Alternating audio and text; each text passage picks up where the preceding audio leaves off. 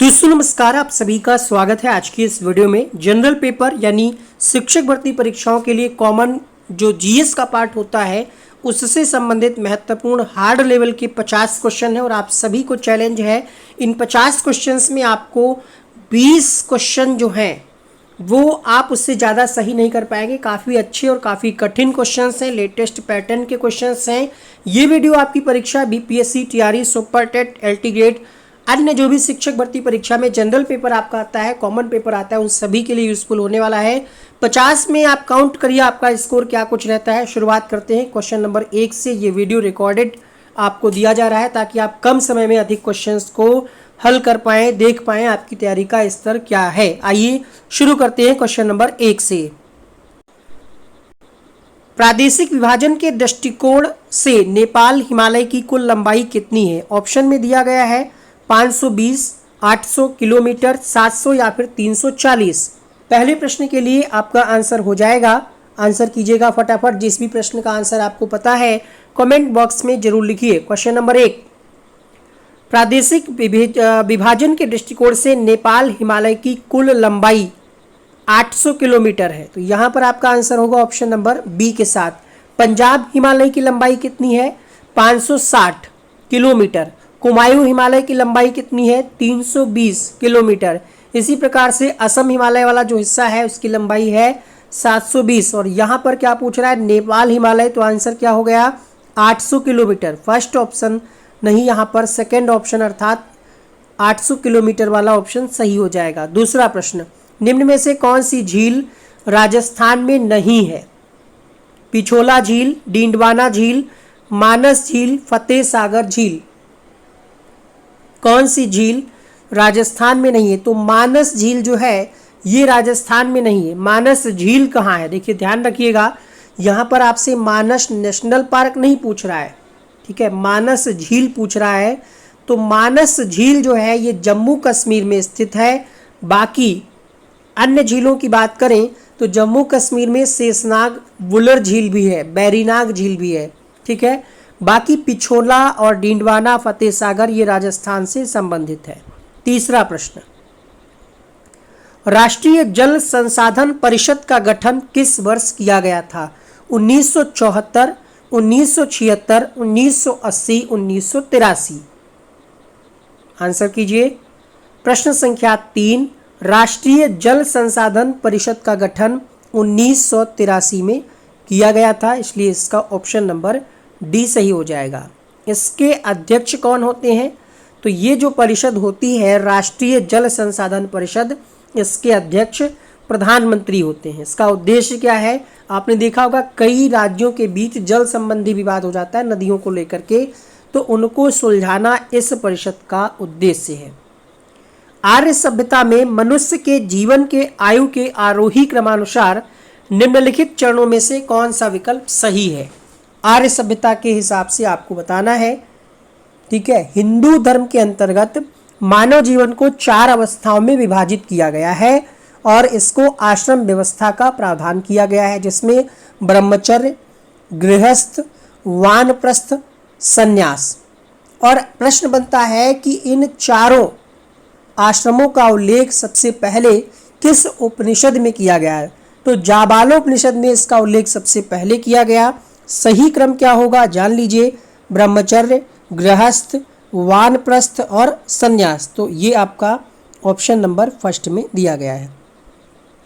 गुप्त वंश के किस शासक को लिच्छवी दौहित्र कहते हैं? हर टॉपिक से क्वेश्चन होंगे, इतिहास के तीनों पार्ट से, इसी तरीके से पॉलिटी में सोशल साइंस के अंतर्गत सोशल साइंस के अंतर्गत ही पॉलिटी आता है। पॉलिटी, हिस्ट्री, ज्योग्राफी सभी टॉपिक को कवर किया जाएगा, इसलिए ये क्लास आप जरूर देखा करें। क्वेश्चन नंबर 5, कोई एग्जाम हो या ना हो अपनी नॉलेज के लिए इसको आप डेली पढ़ें। गुप्त वंश के किस शासक को लिच्छवी दौहित्र कहते हैं? उत्तर हो जाएगा समुद्रगुप्त। समुद्रगुप्त के प्रयाग अभिलेख में लिच्छवी दौहित्र अर्थात लिच्छवी कन्या से उत्पन्न बताया गया है। समुद्रगुप्त की माता का नाम क्या था? नाम कुमार देवी। तो इस प्रश्न का आंसर होगा सी के साथ। महाबलीपुरम के सप्त पैगोड़ा किसके द्वारा संरक्षित कला के साक्षी हैं? चोलों, चेरों, राष्ट्रकूटों या फिर पल्लवों?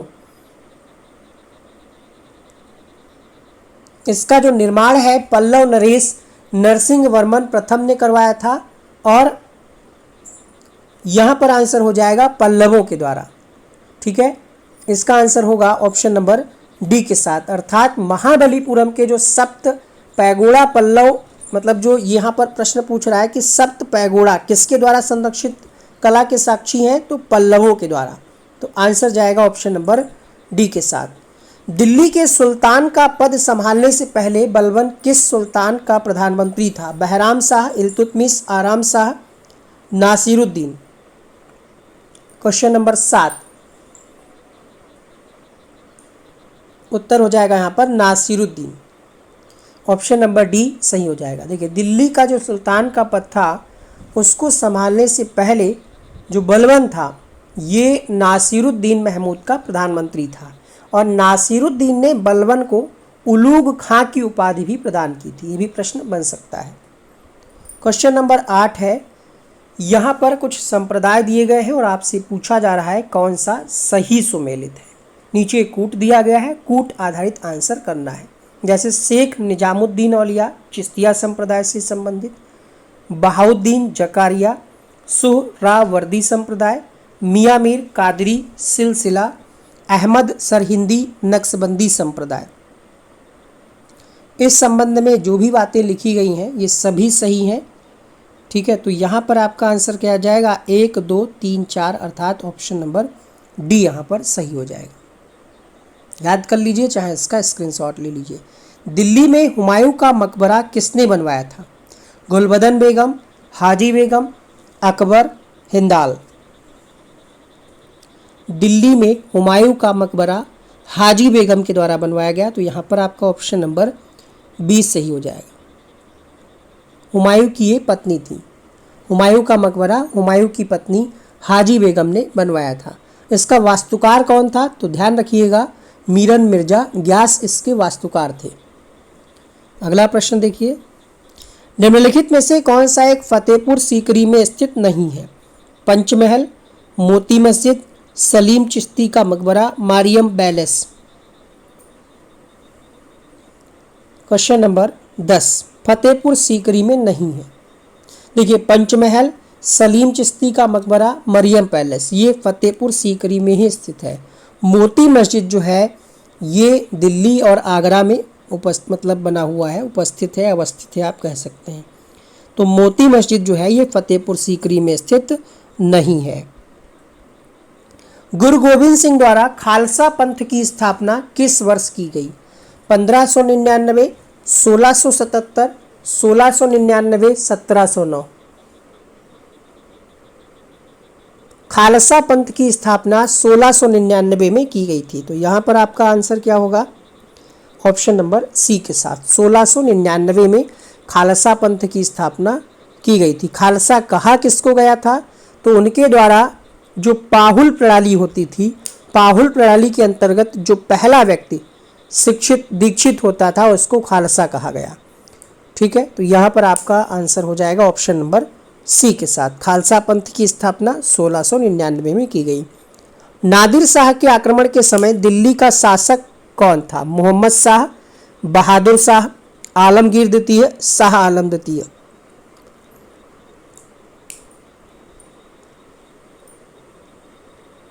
नादिर शाह जो है इन्होंने आक्रमण किया 1739 में। तो नादिर शाह के आक्रमण के समय दिल्ली का शासक था मोहम्मद शाह। उत्तर होगा यहाँ पर आपका पहला ऑप्शन मोहम्मद शाह। अगला प्रश्न, बुनियादी शिक्षा का विचार सबसे पहले किसने प्रस्तुत किया? जवाहरलाल नेहरू, राजा राम मोहन राय, महात्मा गांधी, एनी बेसेंट। नई तालीम भी इसको कहा गया और ये महात्मा गांधी का कॉन्सेप्ट था बुनियादी शिक्षा का। निम्न ब्रिटिश व्यक्तियों में से किसने स्वीकार किया कि 1857 का विद्रोह एक राष्ट्रीय विद्रोह था? VD Savarkar, Disraeli, TR. Holmes, इनमें से कोई नहीं। क्वेश्चन नंबर 14, किसने स्वीकार किया? देखिए, इस संबंध में जो 1857 की क्रांति हुई कई लोगों ने अपने अपने विचार व्यक्त किए थे, इसको कहा था। तो 1857 का विद्रोह राष्ट्रीय विद्रोह था, ये कहा था डिजरेली ने। तो यहाँ पर आपका बी ऑप्शन सही हो जाएगा। वीडी सावरकर ने इसको कहा था भारत का प्रथम स्वतंत्रता संग्राम। ठीक है, 1857 के विद्रोह को वीडी सावरकर जो ऑप्शन में दिया गया है, वीडी सावरकर ने क्या कहा था, ये भी प्रश्न आपसे पूछा गया है। तो भारत का प्रथम स्वतंत्रता संग्राम की संज्ञा इनके द्वारा दी गई थी। कौन से गोलमेज सम्मेलन में महात्मा गांधी ने भाग लिया था? प्रथम, द्वितीय, तृतीय।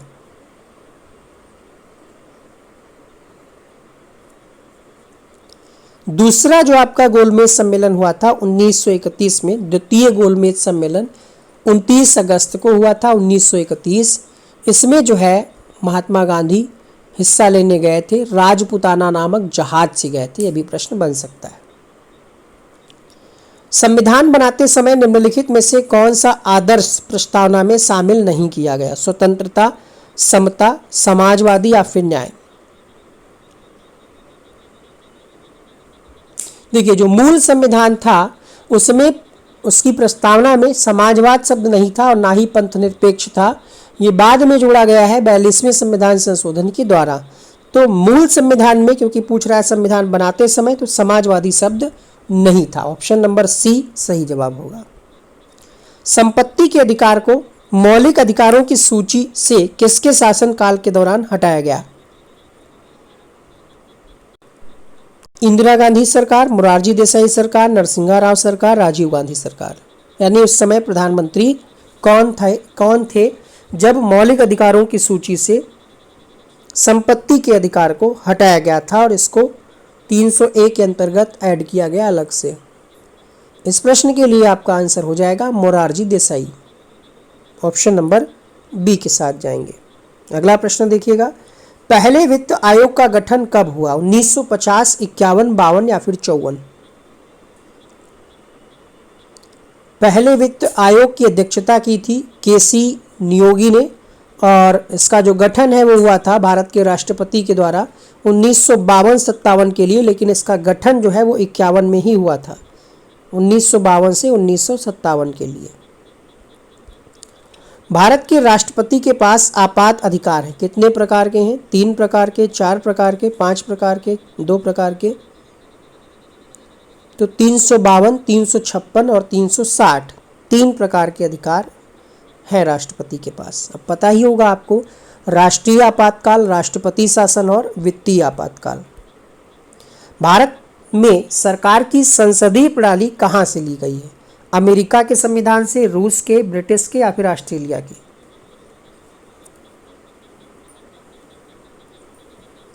प्रश्न संख्या 20, ब्रिटिश के संविधान से ली गई है संसदीय प्रणाली।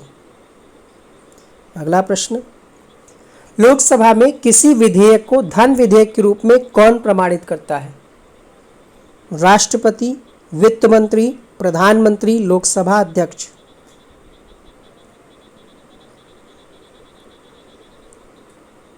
कोई विधेयक धन विधेयक है या नहीं है, ये लोकसभा अध्यक्ष डिफाइन करते हैं यानी प्रमाणित करते हैं। और संविधान का जो आर्टिकल है 110(3) और 104 के तहत, ठीक है, लोकसभा के अंतर्गत कोई भी विधेयक धन। क्वेश्चन नंबर 22 है, भारत के संविधान की कौन सी अनुसूची राज्यसभा में सीटों के बंटवारे का निर्धारण करती है? तीसरी, चौथी, पांचवी या फिर छठी? उत्तर होगा क्वेश्चन नंबर 22 के लिए चौथी अनुसूची जो है ये राज्यसभा की सीटों से संबंधित है। तीसरी अनुसूची में शपथ का वर्णन है और 7वीं अनुसूची में क्या है ये आप लोग नीचे कमेंट बॉक्स में बताइएगा। 5वीं अनुसूची में अनुसूचित क्षेत्रों और अनुसूचित जनजातियों और उनके प्रशासन के नियंत्रण के बारे में उपबंध दिए गए हैं। अगला प्रश्न देखिएगा, न्यायाधीशों के लिए कहां पर उच्चतम न्यायालय के सेवानिवृत्त वकालत करने की मनाही है? उच्चतम न्यायालय से जो रिटायर होते हैं वो कहां पर वकालत नहीं कर सकते? तो वो कहीं भी, ठीक है, भारत के किसी भी न्यायालय में वो वकालत नहीं कर सकते वहां से रिटायर होने के बाद। अनुच्छेद 124(7) के अंतर्गत उच्चतम न्यायालय का जो न्यायाधीश है वो भारत के राज्य क्षेत्र के भीतर किसी भी न्यायालय के समक्ष प्रैक्टिस या मतलब एक तरीके से न्यायालय में पार्टिसिपेट नहीं कर सकता। निम्नलिखित में से किस समिति की रिपोर्ट में लोकपाल और लोकायुक्त संस्थाओं की स्थापना की सिफारिश की गई है? प्रथम प्रशासनिक सुधार समिति, केवी कामत समिति, अशोक मेहता समिति, इनमें से कोई नहीं।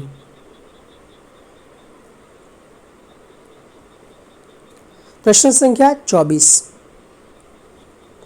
प्रथम प्रशासनिक सुधार समिति, इसी के अंतर्गत लोकपाल और लोकायुक्त संस्थाओं की स्थापना की सिफारिश की गई है। भारतीय संविधान के किस अनुच्छेद में मुख्यमंत्री के कार्यों को परिभाषित किया गया है? 163, 166, 167, 168। क्या पूछ रहा है? मुख्यमंत्री के कार्यों को। उत्तर हो जाएगा यहाँ पर 167 के अंतर्गत। अगला प्रश्न देखिएगा, मोहिनीअट्टम नृत्य का विकास निम्नलिखित में से मूलतः किस राज्य में हुआ है? कर्नाटक, आंध्र प्रदेश, केरल, तमिलनाडु। केरल में हुआ है इसका विकास। अगला प्रश्न देखिएगा, पोत निर्माण यार्ड मझगांव डाक शिपयार्ड कहाँ है?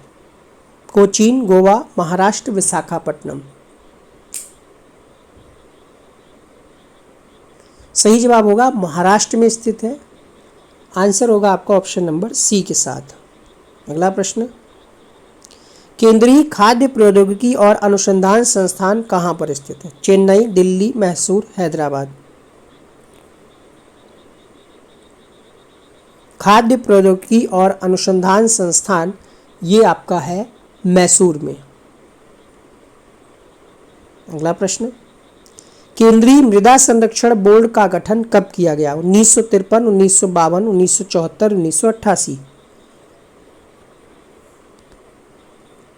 देखिए, मृदा अपरदन और उसके जो दुष्परिणाम होते हैं उसको रोकने के लिए 1953 में मृदा संरक्षण बोर्ड का गठन किया गया था। तो आंसर क्या हो जाएगा? 1953। फर्स्ट ऑप्शन सही हो जाएगा। निम्न में से किस देश की संसद का नाम राष्ट्रीय पंचायत है? नेपाल, मलेशिया, भूटान, मालदीव।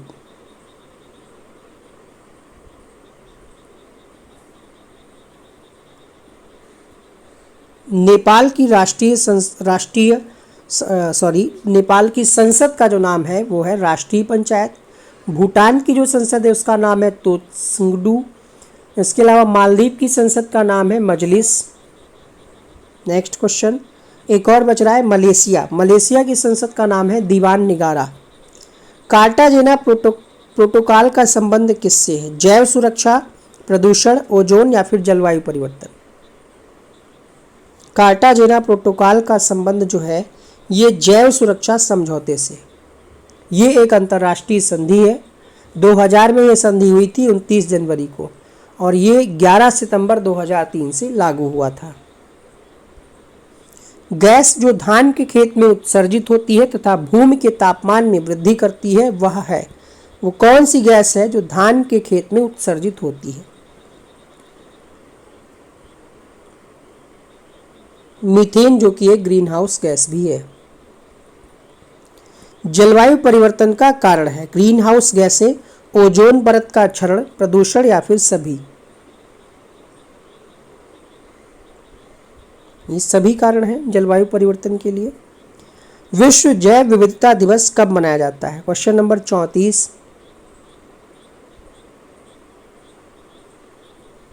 22 मई को मनाया जाता है विश्व जैव विविधता दिवस। निम्नलिखित राज्यों में से किसने भारत की सबसे बड़ी अंतर्देशीय लवणीय आर्द्रभूमि है? गुजरात, हरियाणा, मध्य प्रदेश, राजस्थान। प्रश्न पूछ रहा है कि भारत की सबसे बड़ी अंतर्देशीय लवणीय आर्द्रभूमि है। ये आपका है गुजरात। नंबर 2 पे आ जाता है Andhra Pradesh. First option correct हो जाएगा। निम्नलिखित में से किस राशि के लिए कोई मात्रक नहीं? घनत्व का मात्रक होता है किलोग्राम प्रति मीटर क्यूब। बल का मात्रक होता है न्यूटन। आपेक्षिक घनत्व का कोई मात्रक नहीं होता। संवेग का होता है किलोग्राम मीटर प्रति सेकेंड होता है, लेकिन आपेक्षिक घनत्व का कोई मात्रक नहीं होता। निम्नलिखित में से किस मामले में कोई कार्य नहीं होता है? राधा एक पुल में तैर रही है, एक इंजन ट्रेन को खींच रहा है, एक पवन चक्की द्वारा कुएं से पानी निकाला जा रहा है, एक गधा अपनी पीठ पर वजन लेकर के चल रहा है। तो एक गधा जो अपनी पीठ पर वजन लेकर के चल रहा है, इसमें कोई कार्य नहीं हो रहा है, क्योंकि वस्तु का विस्थापन लगने वाले बल की दिशा के लंबवत है। तो कार्य क्या हो जाएगा? यहाँ पर शून्य हो जाएगा। ठीक है, आपने एक फार्मूला पढ़ा होगा, W = FS cos थीटा। तो W = FS cos थीटा की जगह पे हो जाएगा 90, क्योंकि लंबवत है, पीठ पर वजन लेकर के चल रहा है। इस तरीके से W यानी वर्क हो जाएगा 0। निम्नलिखित में से कौन सी विद्युत चुंबकीय तरंगे नहीं है? Radio, infrared, microwave, ultrasound. विद्युत चुंबकीय तरंगे अल्ट्रासाउंड में नहीं होती हैं। ठीक है, अल्ट्रासाउंड जो है तरंगे, ये विद्युत चुंबकीय तरंगे नहीं होती हैं। और विद्युत चुंबकीय जो विकिरण होती हैं, शून्य और अन्य माध्यमों में स्वयं प्रसारित तरंगे होती हैं। ठीक है, यहाँ पर आपका आंसर हो जाएगा ऑप्शन नंबर डी के साथ। उदाहरण की अगर बात करें तो एक्स किरणें हैं, गामा किरणें हैं, रेडियो तरंगे हैं, माइक्रोवेव है, ये सभी जो है विद्युत चुंबकीय तरंगे होती हैं। निम्नलिखित में से कौन सा कथन सत्य है? ध्वनि का वेग होता है सर्दियों की तुलना में गर्मियों में कम, सर्दी और गर्मियों में एक समान, मौसम पर निर्भर नहीं, सर्दियों की तुलना में गर्मियों में अधिक। देखिए, ध्वनि का जो वेग होता है सर्दियों की तुलना में गर्मियों में अधिक होता है। ऐसा क्यों होता है? क्योंकि माध्यम का ताप बढ़ने पर, टेम्परेचर बढ़ने पर ध्वनि की चाल बढ़ जाती है। तो इसलिए हम ये कह सकते हैं कि सर्दियों की तुलना में गर्मियों में अधिक होता है ध्वनि का वेग। मानव शरीर का सबसे बड़ा अंग कौन सा है? दिमाग, गुर्दा, त्वचा, हड्डी। उत्तर होगा यहाँ पर त्वचा। ठीक है, मानव शरीर का जो सबसे बड़ा अंग कहलाता है वो क्या होता है? त्वचा होता है। तो यहाँ पर आपका आंसर हो जाएगा ऑप्शन नंबर सी के साथ। ठीक है, शरीर का बाह्य आवरण होता है, इसको एपिडर्मस भी कहते हैं। अगर आपसे पूछे कि मानव शरीर की सबसे बड़ी ग्रंथि कौन सी है, तब आप लगाएंगे यकृत। निम्नलिखित में से कौन सा ऊतक जड़ों से खाद्य पदार्थों का परिसंचरण करता है? Ground tissue, xylem, phloem, cambium. खाद्य पदार्थों का परिसंचरण कौन करता है?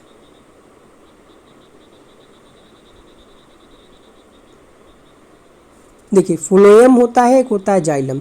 तो जाइलम जल और उसमें घुले लवणों का संवहन करता है, और जो आपका फ्लोएम होता है वो पत्तियों के द्वारा निर्मित भोज्य पदार्थों का संवहन करता है। इस प्रश्न का आपका आंसर क्या होगा? पूछ क्या रहा है? जाइलम हो जाएगा। ठीक है, क्योंकि जड़ों से पूछ रहा है, जड़ों से खाद्य पदार्थों का परिसंचरण करता है, तो जाइलम हो जाएगा। जाइलम जो है जटिल ऊतक एक से अधिक प्रकार की कोशिकाओं से मिलकर के बनते हैं, और ये सभी कोशिकाएं मिलकर के कोई सामान्य कार्य करते हैं।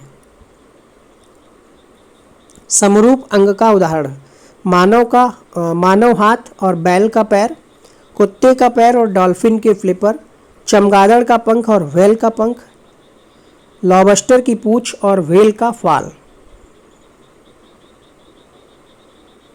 तो लॉबस्टर की पूंछ और व्हेल का जो फाल है, ये समरूप अंग का एक बेहतर उदाहरण है। निम्नलिखित में से कौन सा जीव मुकुलन द्वारा प्रजनन नहीं करता? मूंगा, hydra, sponge, Annelida. Question number 43।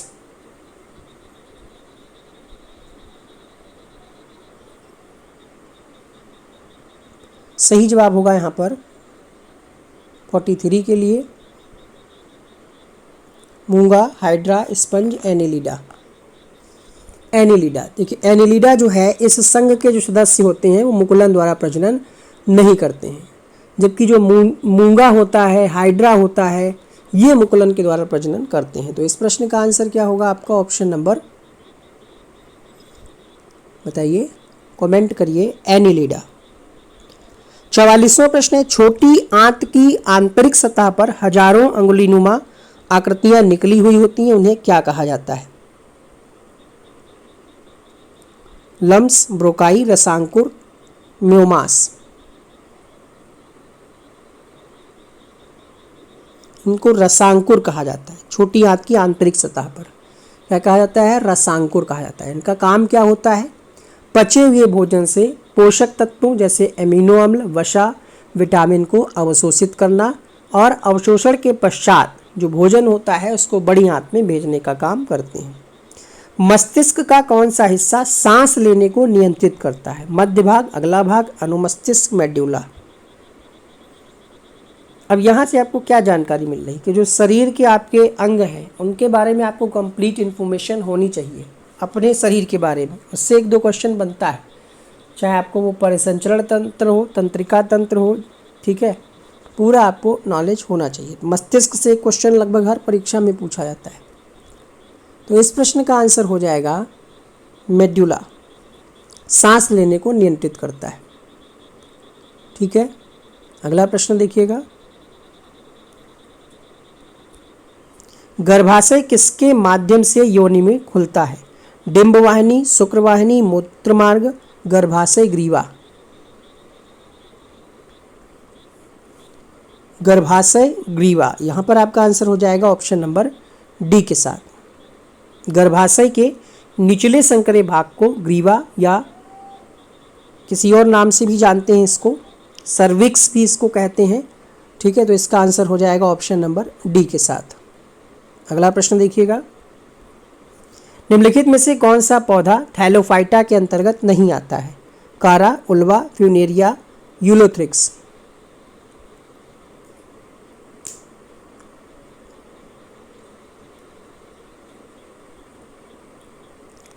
Question number 47 Funaria answer हो जाएगा, ऑप्शन नंबर सी के साथ जाएंगे। अगला प्रश्न देखिएगा। निम्नलिखित में से कौन सा क्षेत्र प्राथमिक क्षेत्र के अंतर्गत नहीं आता? कृषि, वानिकी, खनन और उत्खनन, विनिर्माण। देखिए, प्राथमिक क्षेत्र के अंतर्गत कृषि आता है, वानिकी आता है, पशुपालन आता है, मत्स्य पालन आता है, खनन और उत्खनन भी आता है। विनिर्माण मतलब आप कोई प्रोडक्ट बना रहे हैं एक तरीके से, तो वो आपका द्वितीय क्षेत्र के अंतर्गत जाता है। 49 प्रथम पंचवर्षीय योजना निम्नलिखित में से किस मॉडल पर आधारित है? बहुत बार ये प्रश्न अलग अलग परीक्षाओं में पूछा गया है।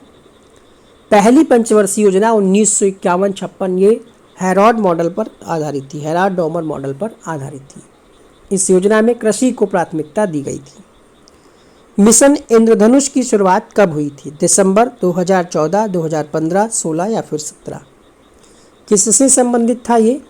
तो ये टीकाकरण, मतलब इसमें टीकाकरण किया जा रहा था, उन सभी बच्चों को टीका लगाया जा रहा था जो पूर्ण या आंशिक रूप से 7 बीमारियों के विरुद्ध टीका जिन लोगों ने नहीं लगवाया है, और इसकी शुरुआत हुई थी दिसंबर 2014 में। 50 में पहला ऑप्शन सही हो जाएगा। एक क्वेश्चन आपके लिए रहेगा होमवर्क, कमेंट बॉक्स में उत्तर लिखिएगा। अगर नहीं पता है तो गूगल करिए, सर्च करिए कहीं से भी, और बताइए कमेंट बॉक्स में कि वैट सबसे पहले किस राज्य में लागू किया गया था। उम्मीद करते हैं इन 50 क्वेश्चंस में आपका स्कोर 20 से अधिक रहा होगा।